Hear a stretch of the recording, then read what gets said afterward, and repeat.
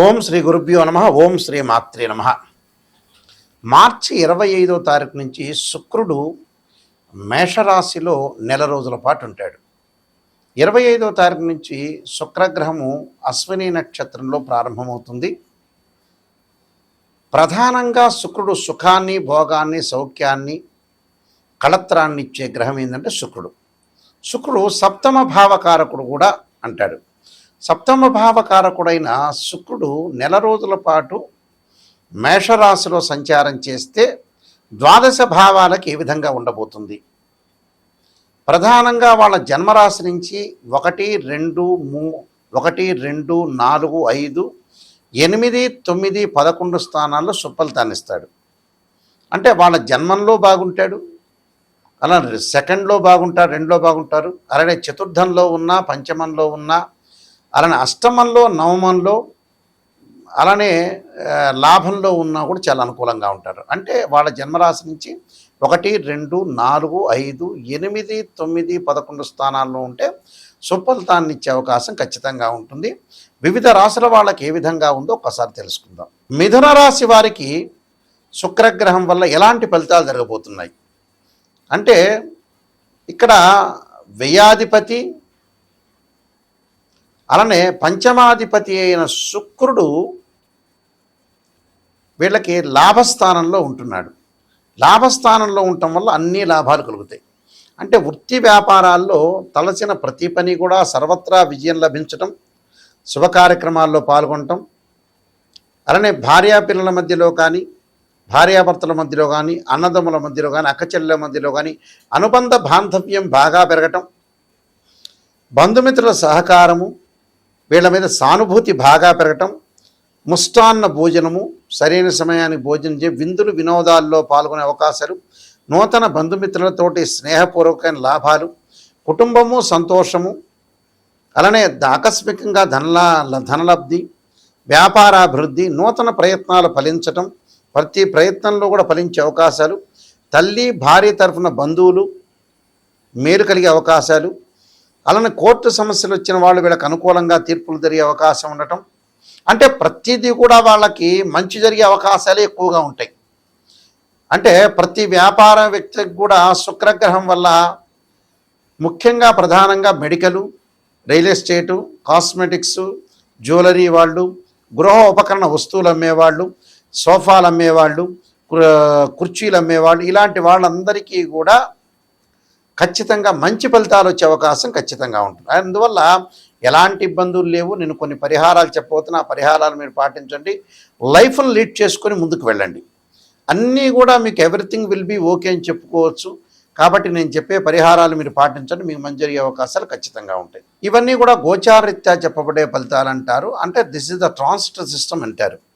Birth చార్ట్కిను transit సిస్టానికి చాలా difference, lot of difference ఉంటుంది. Venus planet శుక్రుడు 7th హౌస్కి లార్డ్ అంటారు. అంటే 7వ భావానికి లార్డ్, అంటే కళత్రకారకుడు. అంటే సుఖము, ఒక లగ్జరీ, వివాహము, శుభ కార్యక్రమాలు, లాభాలు కారణభూతమయ్యే గ్రహం ఏంటంటే శుక్రగ్రహం, వీనస్ ప్లానెట్ అంటారు. అంటే ప్రతి వాళ్ళ లైఫ్లో వివాహం అనేది చాలా ప్రాధాన్యత కలిగిన ముఖ్యమైన ఘట్టం అని చెప్పుకోవచ్చు. ఆ ప్రాధాన్యత కలిగిన ఘట్టము సప్తమ భావకారకుడైన శుక్రుడు చాలా ఇంపార్టెంట్ ఇక్కడ. అంటే వివాహం అనేది చాలా ఇంపార్టెంట్ కాబట్టి సంతానం సంపదప్రదం అన్నారు. సంతానం కలగాలి అంటే ఏంటంటే వివాహం కావాలి. మనం డబ్బు సంపాదించామంటే ఆ డబ్బుకు విలువ ఎవరంటే సంతానమనే అర్థం. అంటే సంతానం అనుభవిస్తేనే మనం చేసే ప్రతి రూపాయికి కూడా, సంపాదించే ప్రతి డబ్బు కూడా వాల్యూ ఉంటుందని అర్థం. శుక్రుడు సహజంగా కళత్రకారకుడు, వివాహకారకుడు అంటారు.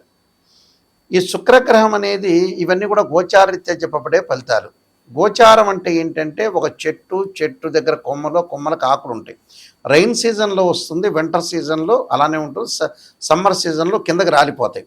ఆ రాలిపోయేదే గోచారం. అంటే ఆస్ట్రానమీ ప్రకారంగా గ్రహాలు అనేవి శుక్రుడు ఒక రాశి నుంచి మరో రాశికి మారటానికి 30 రోజుల కాలం పడుతూ ఉంటుంది.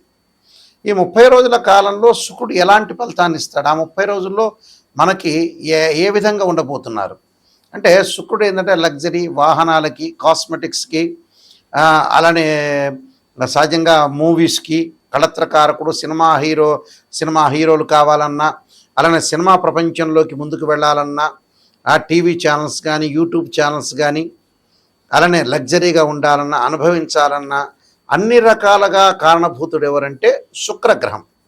శుక్రుడు అనేవాడు అనుకూలంగా ఉండాలంటారు. సహజంగా జన్మలగ్నం నుంచి 6, 8, 12 స్థానాలు శుక్రుడు ఉండకూడదు.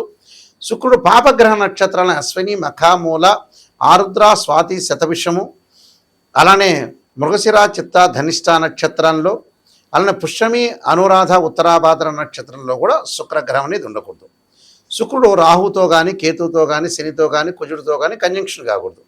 కంజంక్షన్ అయితే ఏముంటుందంటే difference of opinions wife and husband మధ్యలో రావటం ఒకటి, డిస్ప్యూట్స్ కావటం ఒకటి, డివర్స్ జరిగే అవకాశాలు ఉండటం, ఇలాంటి ఇన్సిడెంట్స్ వచ్చే అవకాశాలు ఎక్కువ ఉంటాయి. అంటే శుక్రుడు చాలా ఇంపార్టెంట్ గ్రహం అని అర్థం.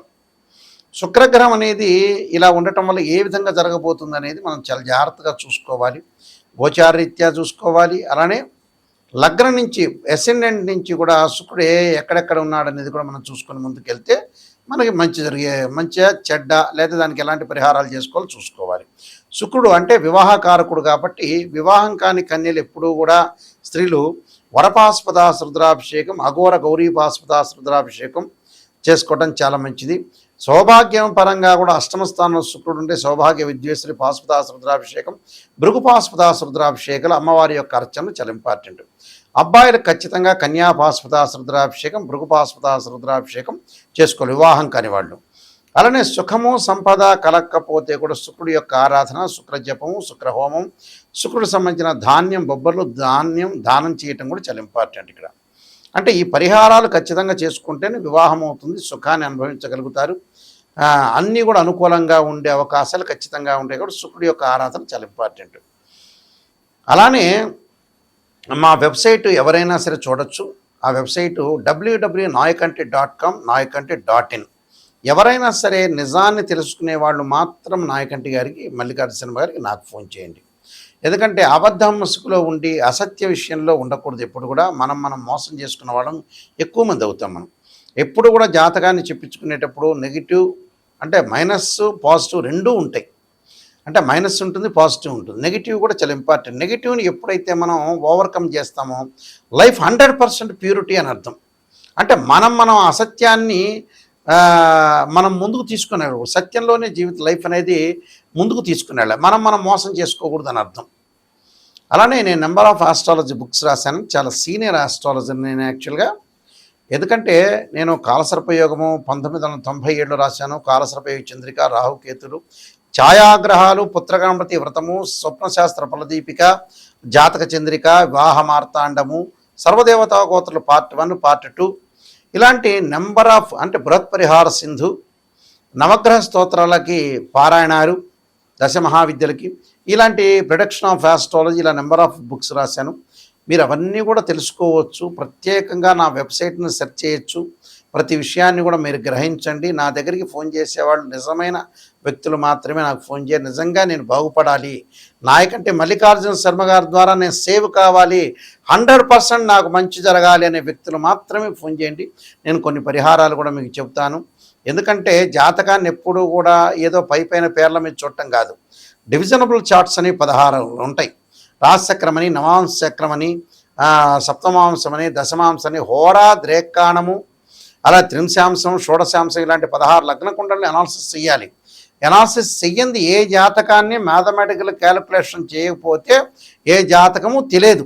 అంటే జన్మలగ్నం నుంచి తనుభావము, ద్వితీయ భావము, ధనభావము, సోదర భావము, సుఖభావం, మాతృభావం అంటారు, సంతాన భావము, రోగ శత్రు సంబంధించిన భావాలు, కళత్ర భావము, ఆయుర్భావము, అలానే మీకు భాగ్యభావము అంటే భాగ్యస్థానం అంటారు. అదే వృత్తిపరంగా ఉండే దశమభావం, లాభభావం, వ్యయస్థానము అంటే లవ్ అట్రాక్షన్ సంబంధించింది. ఇలాంటివన్నీ కూడా 12th హౌస్ని మనం కూడా అనాలిసిస్ చేయాలి. ఆ 12th హౌస్లో ఏ గ్రహాలు ఉన్నాయి, దాని యొక్క భావాధిపతులు ఎవరు, దాని యొక్క రాస్యాధిపతులు ఎవరు, దాని యొక్క దృష్టి ఏంటి అనేది మనం చూసుకొని ముందుకెళ్తే మనం లైఫ్ను లీడ్ చేయగలుగుతాం. తప్పకుండా స్క్రీన్ మీద స్క్రోలింగ్ అవుతున్న నెంబరు ఉంది. ఆ నెంబరు మీ ఫోన్ చేయండి. ఫోన్ చేస్తే మీకు అంతా కూడా వివరంగా నేను చెప్తాను. మీరు ప్రతి విషయాన్ని కూడా కూలంకషంగా తెలుసుకోవాలి. ఎవరైనా సరే మా దగ్గర జాతకం చెప్పించుకునేవాళ్ళు వాళ్ళు ఆన్ ద రికార్డ్ చేసుకోండి నేను చెప్పిన విషయాన్ని. ఎందుకంటే రికార్డ్ చేసుకున్నారనుకోండి మళ్ళీ మీరు వినే అవకాశాలు ఖచ్చితంగా ఉంటాయి. మేము కొన్ని పేపర్లు అనేవి పీడిఎఫ్ ఇస్తాము. ఆ పీడిఎఫ్ అనేది మీకు వాట్సాప్లో పంపిస్తాము. నేను చెప్పేటప్పుడు జాతకాన్ని మీరు ఖచ్చితంగా సేవ్ చేసుకోండి. వాయిస్ రికార్డింగ్ పెట్టుకోండి. వాయిస్ రికార్డింగ్ పెట్టుకుంటే మళ్ళీ మీరు రిపీట్ అనే అవకాశం ఖచ్చితంగా ఉంటుంది. కాబట్టి ఇవన్నీ కూడా కూలంకషంగా ఆలోచన చేసి జాగ్రత్తగా జాతకాన్ని చెప్పించుకోండి. మీకు మంచి జరిగే అవకాశం ఖచ్చితంగా ఉంటుంది. మీరందరికీ కూడా మంచి జరగాలని ఆశిస్తూ శ్రీ పరమేశ్వరుడి యొక్క కరుణాకటాక్షం ఉండాలని ఆశిస్తూ సర్వే జనా సుఖినో భవంతు.